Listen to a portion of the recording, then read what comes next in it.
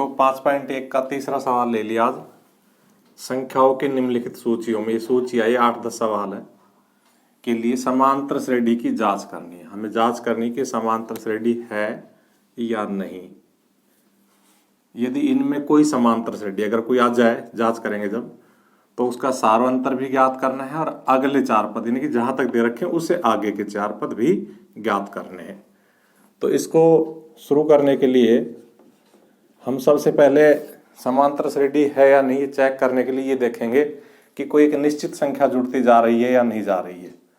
यानी कि यहां भी अंतर निकाल के देख लेंगे, यहां भी अंतर निकाल के देख लेंगे, यहां भी।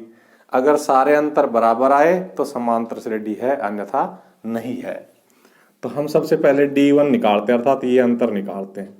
तो 5/2 में से 2 घटा लेंगे, 2 के/1 मान के एलसीएम लेके घटा लेंगे। तो 5 और 1 का भाग देंगे, 2 बढ़ जाएगा, 2 दूनी 4, 1/2।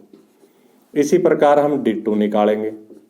तो इस 3 में से 5/2 घटा लेंगे, उसी प्रकार एलसीएम लेके घटा लेंगे। तो ये भी 1/2 आ रहा है। फिर D3 निकालेंगे, 7/2 में से 3 घटा लेंगे, ये भी उसी प्रकार घट जाएगा। जोड़ घटा तो आपको आने ही चाहिए। तीनों अंतर देखो समान आए, पहला भी 1/2, दूसरा भी, तीसरा भी लिखेंगे। चूंकि D1 बराबर D2 बराबर D3, इसलिए समांतर श्रेणी है। एक उत्तर तो आ गया कि जांच करो, जांच कर दी।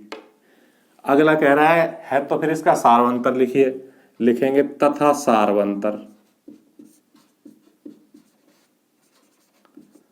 जो अभी बार बार हमने निकाला था यही सार्वंतर था, 1/2।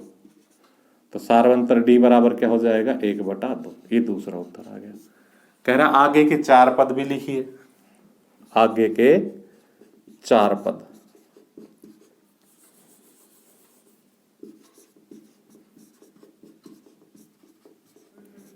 तो देखो जो आखिरी होता है उसमें सार्वंतर जोड़ देते हैं। 7/2 में 1/2 जोड़ दो, कितना आएगा, एलसीएम लेके जोड़ोगे तो 7 + 1 8/2 यानी कि 4। फिर 4 में 1/2 जोड़ दो, 2 एलसीएम ले लो, 4 दूनी 8 + 1 9/2।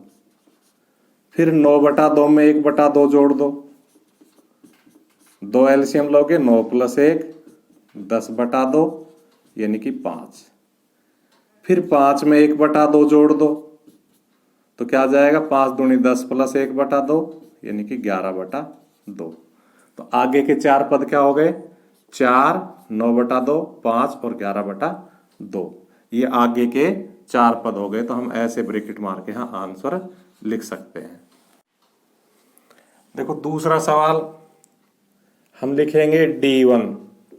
तो इस माइनस के 1/2 में से ये माइनस का 1/2 घटा देंगे। तो देखो ये दोनों मिलके क्या हो गए, प्लस हो गए। तो इधर तो -1/2 ऑलरेडी है, ये प्लस का 1/2 हो गया, कट के क्या हो जाएगा, 0। इसी तरह D2 निकालेंगे तो इसमें से ये घटाएंगे तो सेम संख्या है, -1/2 माइनस -1/2, तो डायरेक्ट 0 लिख देंगे। D3 फिर वही सेम संख्या, -1/2 माइनस -1/2, इसको भी डायरेक्ट 0 लिख देंगे।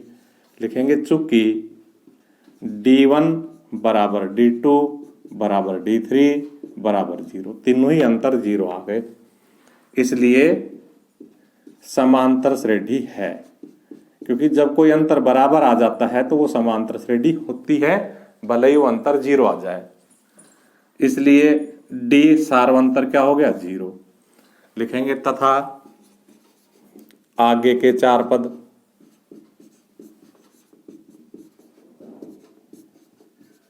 बराबर वही लास्ट के -1/2 में 0 जोड़ दो।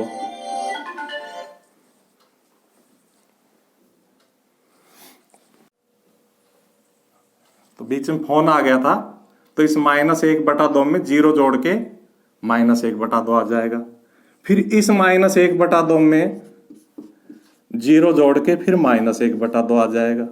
इस -1/2 में 0 जोड़ के फिर -1/2 आ जाएगा।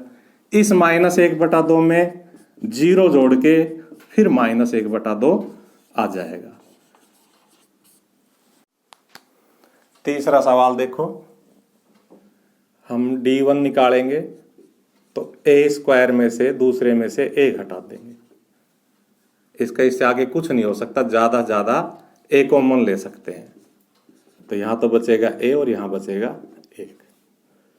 फिर d2 निकालेंगे तो a की 3 में से a² घटा देंगे। यहां भी हम ज्यादा ज्यादा कॉमन ले सकते हैं a²। तो हमारे पास क्या बच जाएगा, यहाँ तो a बच जाएगा और यहाँ 1 बच जाएगा। देखो ये a गुणा a-1 है, ये a² गुणा a-1 है, अर्थात दोनों अलग अलग है।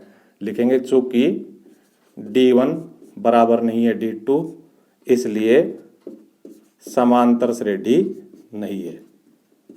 और जो समांतर श्रेणी नहीं है तो आगे के 4 पद और सारवंतर का मतलब ही नहीं उठता, यानी कि इसका यही आंसर है।